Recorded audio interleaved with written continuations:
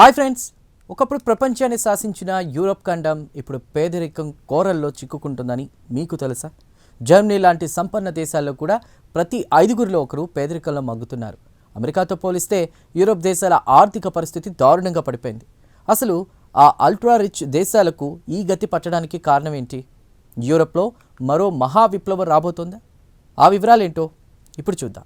గత 20 ఏళ్లుగా యూరప్ జీవన ప్రమాణాలు అమెరికా కంటే వెనుకబడిపోయాయి. వినడానికి వింతగా ఉన్న అమెరికాలోని అత్యంత పేద రాష్ట్రమైన మిసిసిప్పి జీడిపి జర్మనీ మినహా యూరప్లోని దాదాపు అన్ని దేశాల కంటే ఎక్కువగా ఉండడం గమనార్హం.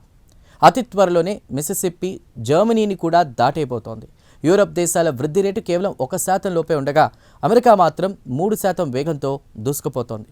యూరప్ పతనానికి ప్రధాన కారణం అక్కడి వింతైన ఆర్థిక విధానాలే. అమెరికా కొత్త ఆవిష్కరణలు చేస్తుంటే యూరప్ మాత్రం కేవలం కొత్త నియమాలు పెట్టడంలో బిజీగా ఉంది. భారీ పన్నులు, కఠినమైన పర్యావరణ చట్టాలు, అలాగే ప్రభుత్వం మీద ఎక్కువగా ఆధారపడే సంక్షేమ పథకాల వల్ల అక్కడి వ్యాపారాలు ప్రపంచ పోటీని తట్టుకోలేకపోతున్నాయి. ఒకప్పుడు పారిశ్రామిక కేంద్రంగా ఉన్నటువంటి యూరప్ ఇప్పుడు ఇండస్ట్రియలైజేషన్ బాట పట్టింది. ప్రపంచంలోనే శక్తివంతమైన పారిశ్రామిక దేశం జర్మనీ ఒక పెద్ద తప్పు చేసి దెబ్బతింది. శక్తి వనరుల ధరలు పెరుగుతున్న సమయంలో తన న్యూక్లియర్ ప్లాంట్లను మూసివేసి రష్యా నుండి వచ్చేటువంటి చౌక గ్యాస్పై ఆధారపడింది. 2018లో డొనాల్డ్ ట్రంప్ దీని గురించి హెచ్చరించినప్పుడు జర్మనీ నేతలు నవ్వుకున్నారు. కానీ ఇప్పుడు రష్యా గ్యాస్ ఆగిపోవడంతో జర్మనీ పరిశ్రమలు మూతపడుతున్నాయి. ఇన్నాళ్లు నవ్వుకున్న జర్మనీకి ఇప్పుడు చెమటలు పడుతున్నాయి. యూరప్లో ఆర్థిక సమస్యలే కాదు, స్వేచ్ఛ కూడా తగ్గిపోతోందని అక్కడి ప్రజలు ఆవేదన వ్యక్తం చేస్తున్నారు. చాలామంది బ్యాంకింగ్, ఫైనాన్స్ నిపుణులు జర్మనీని వదిలి స్పెయిన్ వంటి దేశాలకు వలస వెళ్తున్నారు. అక్కడ కూడా సమస్యలున్నా జర్మనీ కంటే తక్కువ ఖర్చుతో ఎక్కువ నాణ్యమైన జీవితం దొరుకుతుందని వారు భావిస్తున్నారు. చాలామంది యూరప్ పతనాన్ని చూడలేక నిజం ఒప్పుకోలేని స్థితిలో ఉన్నారని నిపుణులు చెబుతున్నారు. Austrian political analyst doctor Ralph Scholmer ఒక భయంకరమైన హెచ్చరిక చేశారు. చరిత్రలో ఎప్పుడైనా సరే ఆర్థిక పరిస్థితులు దారుణంగా పడిపోయినప్పుడు విప్లవాలు లేదా తిరుగుబాట్లు వచ్చాయి.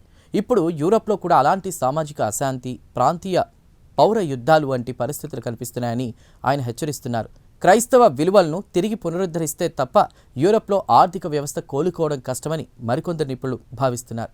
చూసారుగా, ధనిక దేశాలు కూడా తమ విధానాలు సరిగ్గా లేకపోతే ఎలా పేదరికంలోకి వెళ్తాయో యూరప్ ఒక ఉదాహరణగా నిలుస్తోంది.